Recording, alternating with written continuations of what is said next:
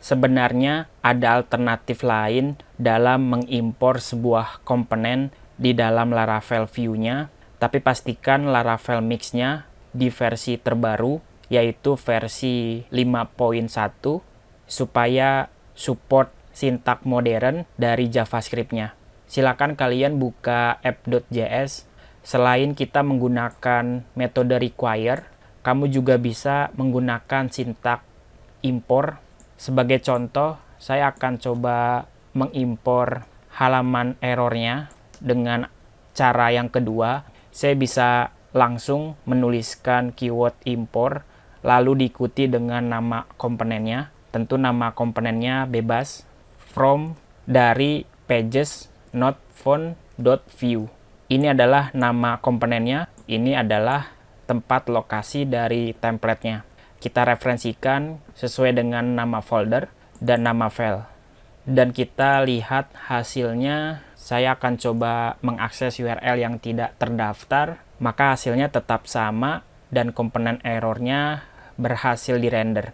Seperti yang kita lakukan ketika paket routernya diimpor ke dalam app.js. Berarti untuk impor paket view, kita juga bisa melakukan hal yang sama. Saya bisa hapus, saya gantikan keyword view from view. Kalau seperti ini bentuknya, berarti paket ini diinstal melalui npm dan paket tersebut terdaftar di dalam dependencies. Dan tempat paketnya akan disimpan ke dalam folder node modules. Berbeda ketika kita mereferensikan sebuah lokasi seperti ini, karena paket ini atau modul ini adalah modul buatan sendiri, makanya kita referensikan dengan titik slash. Titik slash ini berawal dari folder JS. Jadi pastikan komponennya atau file-file JavaScript-nya berada di dalam folder JS, supaya kita bisa melokasikan ke folder yang dituju. Sehingga kalian bisa membedakan antara modul yang kita install melalui npm atau modul yang kita buat sendiri. Dan sebenarnya kita juga bisa membuat modul khusus untuk bagian router. Kita akan coba memisahkan kode untuk konfigurasi routingnya. Yang pertama kita coba buat folder dulu, namanya router. Di dalam folder router kita buat dan kita simpan dengan nama index.js. Index.js sebagai tempat routingnya. Jadi kalian bisa masukkan konfigurasi routingnya ke dalam index, kita paste saja. Untuk bagian view-nya juga kita paste seperti ini. Ini bisa kita hapus biar ada perbandingan antara metode require atau menggunakan keyword import. Berarti untuk yang ini bisa saya hapus. Nah, sekarang modul ini sudah kita pisahkan, modul khusus untuk router supaya bisa dipakai ke dalam app.js. Kita ekspor dulu menggunakan export default.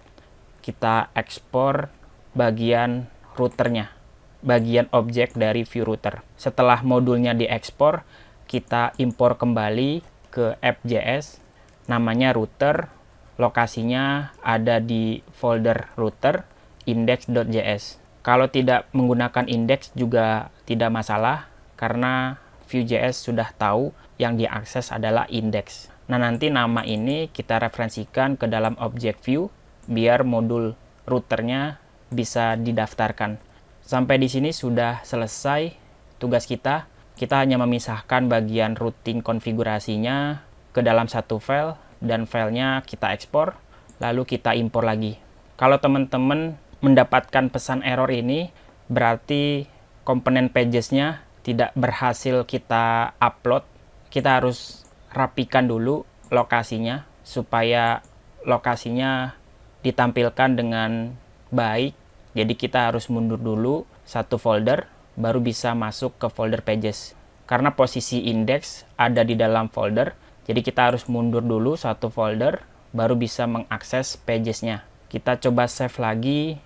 Oke, berhasil. Pastikan teman-teman menjalankan dua terminal atau git base-nya. Yang pertama, kita jalankan npm run watch, melakukan monitoring file-file CSS dan file-file JavaScript-nya. Ketika ada perubahan langsung diupdate. Dan supaya websitenya ditampilkan di dalam web browser, kita juga harus menjalankan PHP Artisan. Kita buka lagi web aplikasinya, kita pergi ke halaman home, about, programnya masih berjalan, di dalam konsol tidak ada error. Sampai di sini sudah selesai. Tentu kode kita jauh lebih rapi dan lebih terstruktur, karena tugasnya sudah saya bagikan ke tiap-tiap file, dan filenya kita ekspor, lalu diimpor lagi. Pokoknya app.js ini sebagai file yang akan terhubung langsung ke dalam folder public, dan folder public ini sudah hasil build dari npm run dev. Makanya folder JS dan folder CSS kita sisipkan ke dalam struktur dari HTML-nya. Oke, itu aja. Saya ucapkan selamat mencoba.